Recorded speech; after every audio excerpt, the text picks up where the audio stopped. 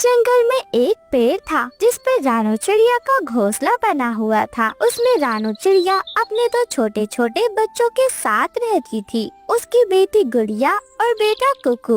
वहीं पास में एक मजबूत पेड़ की शाखा पर कालू कौवे और गौरी कौवे ने भी अपना घोंसला बनाया हुआ था। वे अपने बेटे जग्गू के साथ रहा करते थे। गुड़िया, कुकू और जग्गू आपस में गहरे दोस्त थे। तीनों दिन भर खेलते, उड़ान भरते और कभी कभी वे जंगल के दूसरे कोनों तक घूमने भी निकल जाया करते थे। ऐसे ही एक दिन दोपहर का समय था। तीनों बच्चे अपने खेल की योजना बना रहे थे। तभी गुड़िया खुशी खुशी कहती है, चलो आज जंगल के तालाब तक चलते हैं, वहाँ पानी में अपनी परछाइयाँ देखेंगे, बड़ा मजा आएगा। कुकू उसकी बात सुनकर उछल पड़ता है और फौरन कहता है, अरे हाँ, और तालाब के पास बहुत सारी तितलियाँ भी होती हैं, हम उन्हें पकड़ने की कोशिश करेंगे। अरे हाँ, मजा तो बहुत आएगा, लेकिन हमें जल्दी लौटना होगा, नहीं तो मम्मा डांटेंगी। रानू चिड़िया हमेशा अपने बच्चों को सिखाया करती कि उन्हें जंगल में ज्यादा दूर तक नहीं जाना है, लेकिन आज वे उन्हें मना नहीं कर पाई। तीनों दोस्त खुशी खुशी एक साथ उड़कर तालाब के किनारे चले जाते हैं। तीनों तालाब के पास पहुंचकर पानी में अपनी परछाइयाँ देखते और खूब हंसते। अरे कुकू भैया, जग्गू देखो, मेरी चोंच कितनी बड़ी लग रही है और मेरी तो पूरी गले तक फैली हुई लग रही है।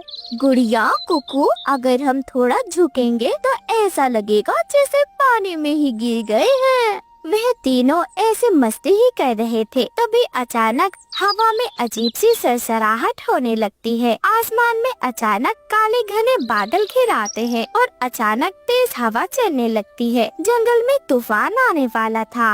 कुकू भैया, जग्गू, हमें जल्दी घर लौटना होगा, लगता है बारिश होने वाली है, मौसम बिगड़ रहा है, माँ हमारी परेशान होती होंगी, जल्दी चले, हमें फौरन घर जाना चाहिए, वरना कभी मम्मा आने भी नहीं देंगी।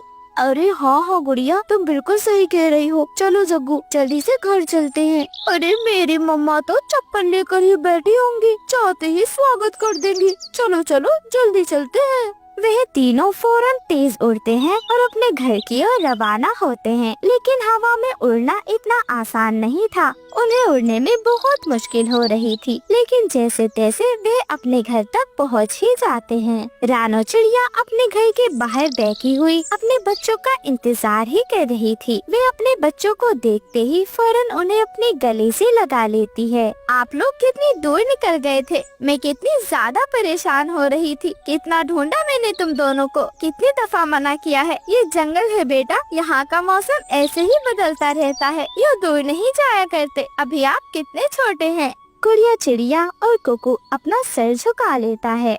मम्मा, हम तो बस तालाब तक ही गए थे, हमें नहीं पता था कि इतनी जल्दी तूफान आ जाएगा। अच्छा चलो, अब जल्दी से घोंसले में चलो, कहीं ऐसा ना हो बारिश में भीग जाएं। और फिर मम्मा चिड़िया अपने दोनों बच्चों को लेकर अपने घोंसले के अंदर आ जाती है। तूफान और ज्यादा तेज होने वाला था। तेज तूफान की वजह से हवा के झोंके और भी ज्यादा तेज हो गए थे। डालियां जोर जोर से हिलने लगी थी और कई सारे छोटे छोटे घोंसले टूटकर नीचे गिरने लगे थे। रानू चिड़िया का घोंसला भी तेज बारिश से हिल रहा था। रानू चिड़िया बहुत ज्यादा डरी हुई थी। जग्गू कौवे को इस बात का अंदाजा था कि रानू चिड़िया का घोंसला बहुत कमजोर है, वह टूट सकता है। इसलिए जग्गू फौरन अपनी माँ और पापा से कहता है, अरे मम्मा पापा, रानू आंटी का घोंसला गिर सकता है, हमें उन्हें अपने घोंसले में बुला लेना चाहिए। इतना सुनकर कालू कौवा और गौरी कौवी हैरान हो जाते हैं। उन्हें समझ नहीं आ रहा था कि वे अपने बेटे को क्या ही जवाब दें। तभी गौरी कौवी कहती है, लेकिन जग्गू बेटे, हमारा घोंसला तो पहले से ही बहुत छोटा है, अगर वो सब आ गए तो हमें भी दिक्कत हो जाएगी। इतना सुनकर जग्गू कौवे को बहुत अजीब लगता है, उसे काफी दुख पहुंचता है। वह फौरन अपने मम्मा पापा को मनाने की कोशिश करता है, लेकिन मम्मा, अगर हम दूसरों की मदद नहीं कर सकते तो फिर हमारी ताकत और ज्ञान किस काम के हैं? क्या हम सब अपने लिए ही जीते रहेंगे मम्मा? गौरी कौवी जब अपने छोटे से बेटे की चोट से ऐसी बात सुनती है तो उसका मन बदलने लगता है। वह कालू कौवे की ओर देखती है और कहती है, कालू जी, जग्गू बिल्कुल सही कह रहा है, हमें उनकी मदद करनी चाहिए। हाँ गौरी, मुझे भी ऐसा लगता है। हमारा बेटा जग्गू तो बहुत समझदार हो गया है। चलो हम चलकर उनकी मदद करते हैं। और फिर वह तीनों उड़कर रानो चिड़िया के घोंसले की ओर पहुंच जाते हैं। कालू कौवा रानो चिड़िया से माफी मांगता है। रानो बहन, हमें माफ कर दो, हमने दोस्ती का असली मतलब नहीं समझा। तुम अब हमारे घोंसले में आ सकते हो। चलो हम सब साथ रहेंगे और बारिशें खत्म होने के बाद हम तुम्हारा पक्का घोंसला बनवाने में तुम्हारी मदद भी करेंगे। हाँ हाँ रानो बहन, आखिर हम भी तो दोस्त हैं और दोस्त ही तो दोस्त के काम आता है। चलो चलो बहन, आज से तुम हमारे घर पर ही रहना। बारिशों के रुकते ही मैं और कालू जी खुद तुम्हारे लिए पक्का घोंसला बनवाएंगे। इतना सुनकर गुड़िया और कुकू तो खुशी से उछलने लगते हैं। कालू कौवा और गौरी कवि रानो चिड़िया और उसके बच्चों को लेकर अपने घोंसले की ओर आ जाते हैं। वह सब उसी के घोंसले में रहा करते। गौरी कवि रानो चिड़िया को कुछ दाना दे देती है। रानो बहन, ये लो, मैं तुम्हारे लिए कुछ दाना लेकर आई हूँ। अपने घोंसले में ये दाना रख लो। रात को बच्चों को भूख लगती है। मेरा बेटा जग्गू तो रात को बार बार दाना मांगता है। ये लो, आराम से रहना। गौरी बहन, आपका बहुत बहुत शुक्रिया। आपने जितना मेरे लिए किया है वो मेरे लिए बहुत बड़ी बात है। मैं आपका ये एहसान कभी नहीं भूलूंगी गौरी बहन। अरे अरे, कैसा एहसान?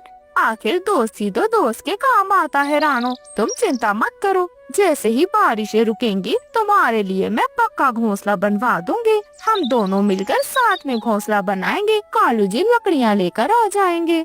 ऐसे ही धीरे धीरे बारिश भी रुक जाती है। कालू कौवा और गौरी मिलकर रानो चिड़िया के लिए पक्का घोंसला बनवा देते हैं। रानो चिड़िया अब अपने पक्के घोंसले में अपने बच्चों के साथ खुशी खुशी रहने लगी थी।